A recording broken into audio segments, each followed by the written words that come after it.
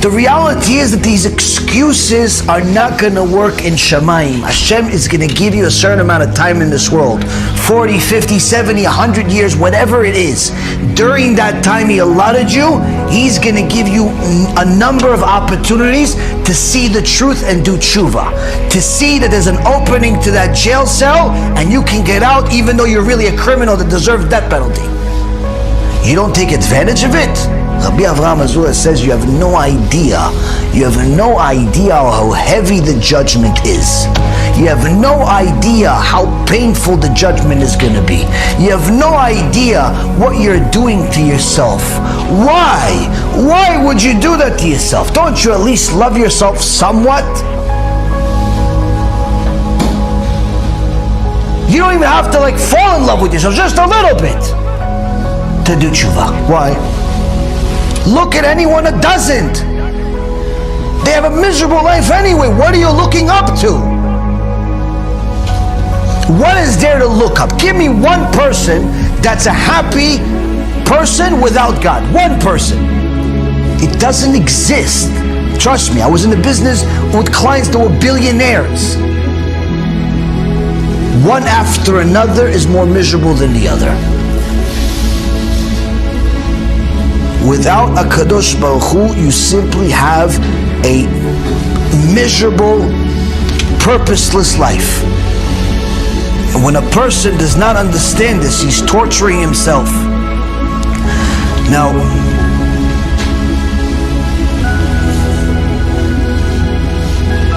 unfortunately, at times, a person thinks that he's already done enough. He's done enough TeShuva. And he thinks of himself, he's like, oh, listen, Rabbi, I'm okay now. I keep Shabbat. I learn a little bit in the morning. I give tzedakah whenever I get a chance. I'm okay, Rabbi. TeShuva is not for me. I'm done.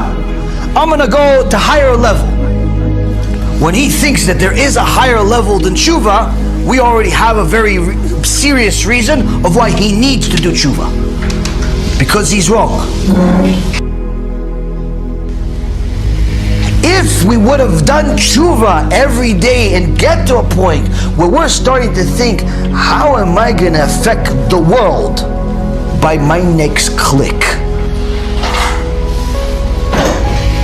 If we don't think that way, our TeShuva hasn't begun yet. The key is, Rabotai, to understand that when a person is doing TeShuva, he's going to analyze everything. And not just the obvious, but everything.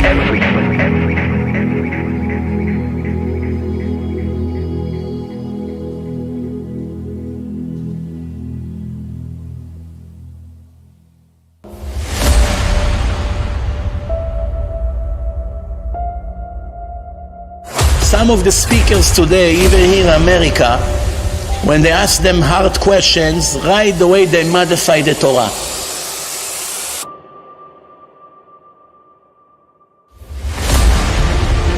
As soon as it comes to their chair and their name, they sell Hashem immediately. I'll give you an example. There's this lunatic clown that I've been warning from all the time, so they ask him about the death penalty of the Torah. Right away, guess what he said? No, the Torah was not serious about it. Hashem has no intention to execute anyone.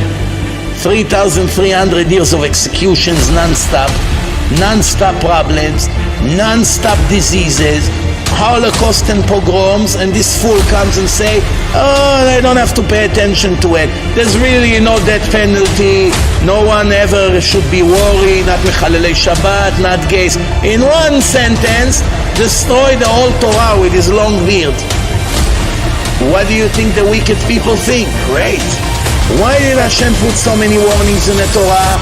He wants all the wicked people to live with fear.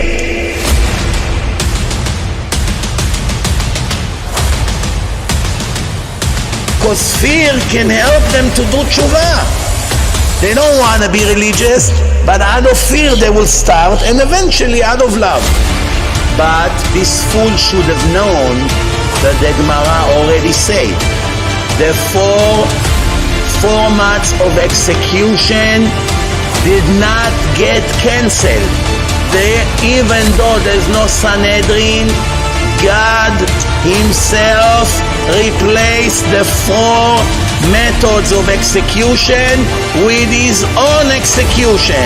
Someone that deserves stoning, a tree fall on him, or he fall from a ladder. And someone that deserves choking, drown in a lake. And someone that deserves burning, get burned in a specific way. And someone that deserves a sword, gets stabbed by a sword, in our days is a gunshot, or all kinds of other things. Meaning, yes, there's no Sanhedrin, there's no execution, but Hashem sees who deserves execution, and when the time comes, He executes the people exactly like what they deserve. Bereta from Rabbi Shimon ben Elazar, and he says the following: Oy lanu miyom adin, oy lanu miyom hatochecha. Woe to us from the day of judgment, woe to us from the day of punishment. This is a rebuke of HaKadosh Baruch Hu when we go up to Shamayim, and He Himself will come to you, and He Himself will tell you, why'd you do it? Why'd you go against me? As it's written in the book of Psalms, Psalm 50, verse 21. These have you done, and I kept silent. You thought that I was like you. What does it mean you thought I was like you? You thought just because I'm not punishing you, I agree that you're violating Shabbat. Just because I'm not punishing you, I agree with your actions. You thought I was just like you, I was a sinner like you. But I will now punish you and lay it clearly before your eyes, meaning I'll show you every single sin right before I punish you. Then the next verse, Rabotai, says this: understand this now, you who have forgotten God, lest I tear you into pieces, and there be none of you to rescue. This is Tehillim, Rabotai. This is not some midrash. This is not mystical. This is literal. If you haven't read it, Baruch Hashem, it's time you have. Hashem Himself is telling us. He's telling us it's not a joke. He's telling us it's not a game. He's telling us you sinned and you thought that it was okay because I didn't punish you. You drove on Shabbat, you went to this, you did this, and you thought it was okay. It's not okay.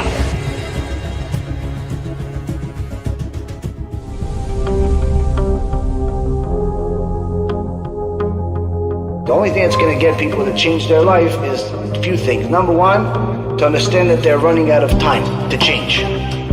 Number two, that they're obligated to change, where if they don't change, there is no other hope, there is no other chance, there is no Gan Eden. There's no Gan Eden for Rashaim. That's the one thing that people don't understand. People think there's a Gan Eden for Tzaddikim and there's a Gan Eden for Rashaim. Rashaim don't go to Gan Eden. And it's important for people to know that, and that's why it's critical that each person understand that no matter how many times you've been here, all of us were here at some point. At Mount Sinai, all of the Jewish Neshamot were here at Mount Sinai, which means that all of us have been here multiple times. We've all messed up at different things. Sometimes you've messed up in this, sometimes you messed up in that, but this here now is the last hurrah. It's everybody's last chance. The Stifler Gaon already at 67 years ago said that there's no more Givulim. There's no more reincarnations. Meaning everyone's getting their last chance. If we had emunah, it would never break us. When you have emunah, you know this world is a blink of the eye. My job is to focus, to gain as much as I can. Anyway, soon I'm moving on. And nothing will break me. Problem is when you don't learn Torah, you don't listen to strong Musar talks, you don't read the right books, you don't have the right rabbi, then what happened? Your ideology becomes crooked, your lifestyle becomes crooked, your friends are not what the Torah wants you to have, you give your children the wrong education, everything in your house is 50-50. Nothing is exactly the way the Torah wants. No wonder how everything collapses sometimes. But if you have emunah, nothing breaks you. Anyone that just read this week's parasha one time in his life with commentary by Rashi already understands that the magefa that we have right now is no surprise. Why you acting surprised? Why you acting surprised? What's so surprising? Surprising it didn't come before. It's a Kadosh Baruch Hu's mercy. It's a Kadosh Baruch Hu's mercy it didn't come before. But at the same token, HaKadosh Baruch Hu loves us. And therefore he waits, and he waits, and he waits, and he waits. But every so often he has to wake us up to show us we're running out of time. We're simply living in this world with the wrong mentality, thinking that this world is a world to make money and buy toilet paper. This world is a world that we could just go another house, another apartment, and another vacation, and another stock portfolio, and another real estate account, another. So what does HaKadosh Baruch Hu do? HaKadosh Baruch Hu brings something that scares everyone. So much so, he literally shows us his glory with the smallest of his creations. Rabotai Yekarim, HaKadosh Baruch Hu says to us, you can do it. You can do it. You could try your best. That's what TeShuva is. TeShuva is trying your utmost, trying your best to do every single mitzvah. If a person tries his best, he could change tzarat to complete health. If he tries his best, he could turn around the entire situation in a matter of 24 hours. Stage 4 cancer, you can turn it around to completely healthy. If you try your utmost. If you don't try your utmost, what are you complaining about?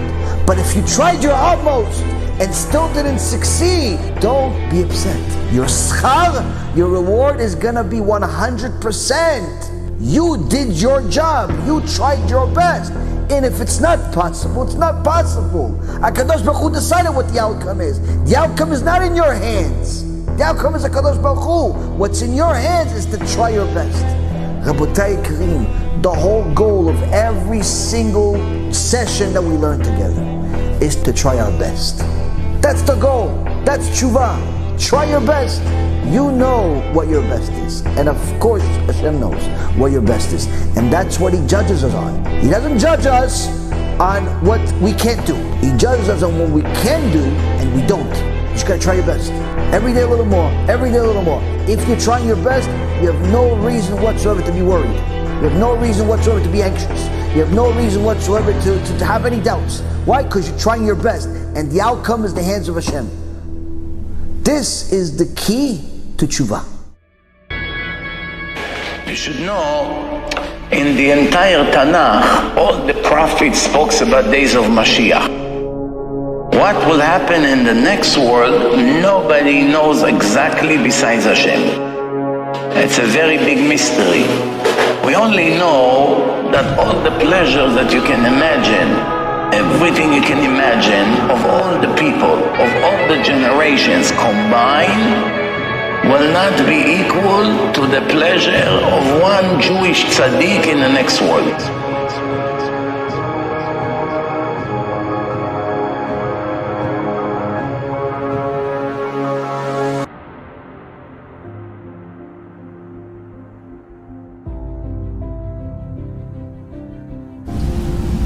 Your success, Rabotai Karim, has nothing to do with your skills. Your failure doesn't either. The success, the destination, that's only determined by the Creator Himself. You are responsible for the effort. Use those tools that Hashem gave you in order to serve Him to the best you possibly can, according to His instructions and not yours. If you do that, I promise you that the destination will be much better than you can get yourself on. Be'ezrat Hashem, this will get us even closer to the right ideology, to the right destination, to get us, our people, our friends, our family, and all of Klal Yisrael and the rest of the world that wants to know God, to the right destination that HaKadosh Baruch Hu has designated for each and every single one of us. Baruch Adonai Le'olam. Amen ve'amen.